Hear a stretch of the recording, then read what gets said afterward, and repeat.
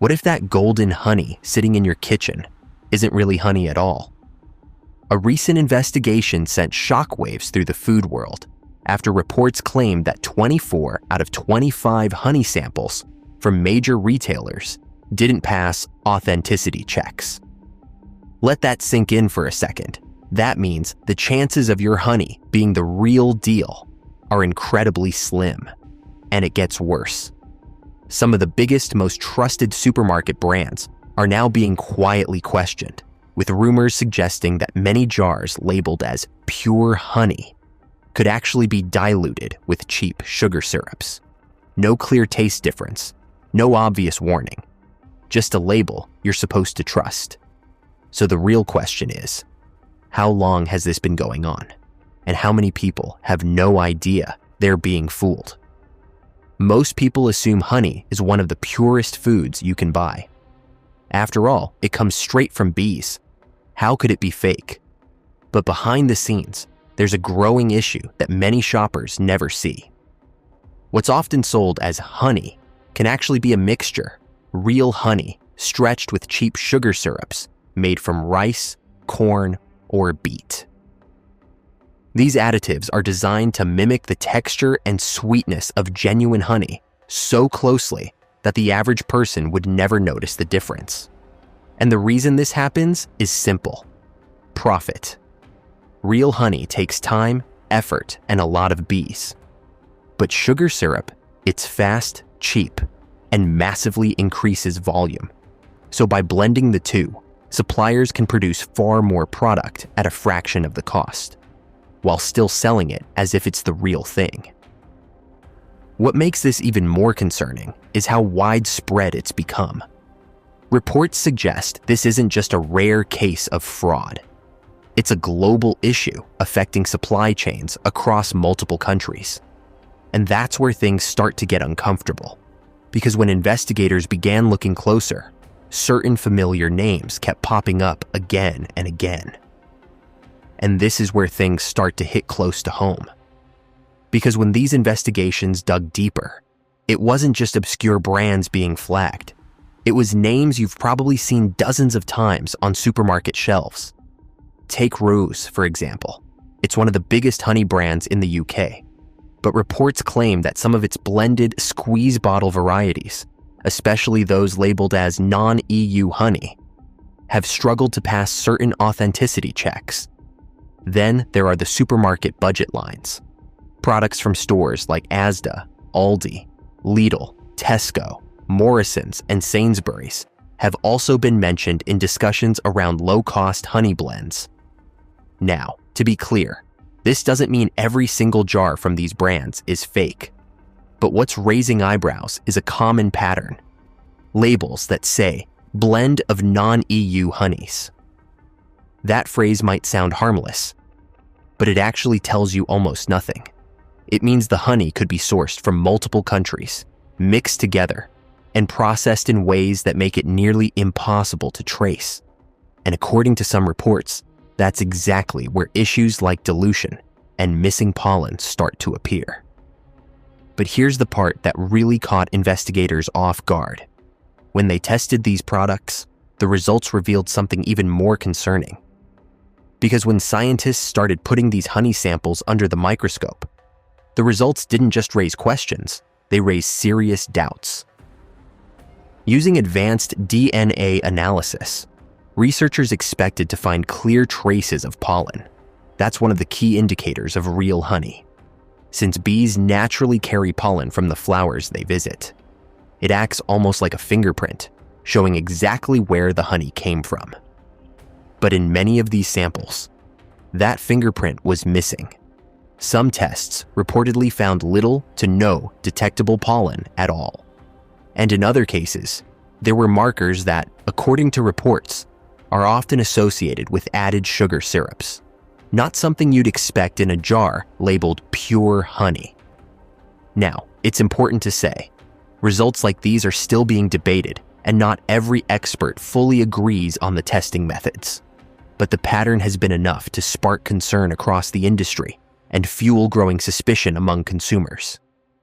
Because if the very thing that proves honey is real isn't there, then what exactly are people buying? And that's the question more and more shoppers are starting to ask, which leads to the next big issue. If so many options are questionable, how do you know which honey you can actually trust? So if all of this sounds a little unsettling, here's the obvious question. What honey can you actually trust? Well, this is where a few brands start to stand out, not because of flashy marketing, but because of transparency. Take Black Bee Honey. What makes it different is simple. They list the actual beekeeper right on the jar. That level of traceability is almost unheard of in mass-produced honey, and it gives buyers a clear link back to the source. Then there's the Scottish Bee Company, known for its strict testing standards, and its Heather honey, which is often highlighted for its purity and unique composition. Even large retailers have exceptions. Tesco Finest, for example, is often seen as a safer alternative compared to lower-cost blends, mainly because it focuses on more specific sourcing rather than vague imports. And brands like the London Honey Company have built a reputation around raw, minimally processed honey, sometimes even holding royal recognition for their quality.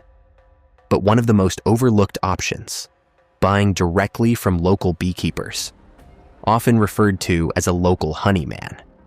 It might not have the big branding, but it's usually as close to the real thing as you can get. Still, even if you don't switch brands, there are a few simple ways to spot questionable honey yourself. And this is where most people realize they've been missing the signs all along. Because the truth is, most people have no idea what to look for. It's not like fake honey comes with a warning label. In fact, it often looks exactly like the real thing. Same color, same texture, same squeeze bottle. But there are a few subtle signs that can instantly change how you shop. First, check the label carefully. If you see vague wording like blend of non-EU honeys, that's a red flag.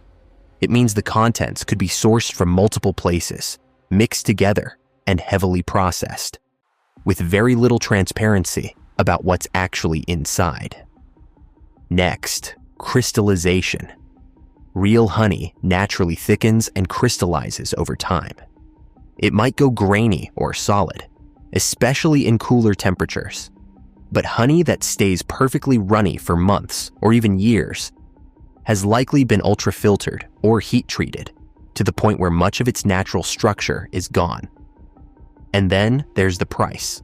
If a jar costs less than your morning coffee, you have to ask yourself how that's even possible. Real honey requires thousands of bees, countless hours, and careful harvesting. So when it's being sold at rock-bottom prices, something usually doesn't add up. And this is exactly how so many people get caught out. Because on the surface, everything looks normal. But once you know what to look for, it becomes a lot harder to ignore. And that leads to a much bigger question. Why does any of this actually matter in the first place? At first, it might not seem like a big deal. So what if your honey isn't completely pure? It's still sweet, right? But the reality goes a lot deeper than that. When honey is diluted with cheap syrups, you're not just losing flavor. You're losing the natural enzymes, antioxidants, and nutrients that make real honey valuable in the first place. What you're left with is something that looks like honey, but doesn't offer the same benefits. Then there's the ethical side. Real beekeepers put in serious work to produce authentic honey.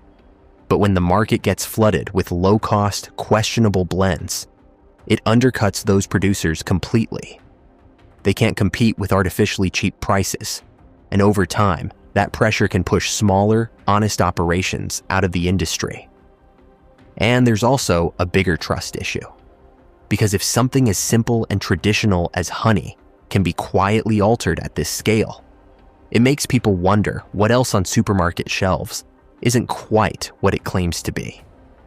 It's one of those things most people never question, until they do. And once you see it, it's hard to unsee. Which brings us to the final takeaway. So the next time you reach for a jar of honey, it might be worth pausing for a second. Because what looks like a simple, natural product could be a lot more complicated behind the scenes. We're talking about an industry where reports suggest a huge percentage of products may not meet authenticity standards, where labels can be vague, and where what you're buying isn't always as straightforward as it seems. And again, this doesn't mean every jar is fake, but it does mean the chances of getting truly pure honey might be a lot lower than most people think. That's why a small shift, checking labels, paying attention to sourcing, or even buying from trusted producers, can make a bigger difference than you'd expect. Because once you know what's really going on, it's not just about taste anymore. It's about knowing what you're putting into your body and whether it's actually what it claims to be. And honestly, after hearing all this, you might never look at honey the same way again.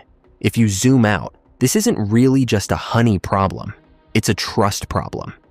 Because honey is one of those products people assume is naturally protected by default, something simple, untouched, almost impossible to fake at scale. But the reports, the testing, and the ongoing debates all point to a more uncomfortable reality.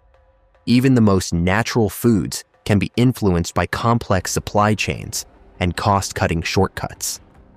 And that's what makes this story stick with people. Not just the idea of fake honey, but the idea that something so ordinary, something so many households use every day, might not be as straightforward as it seems. So whether you change the brand you buy or not, the bigger shift is awareness.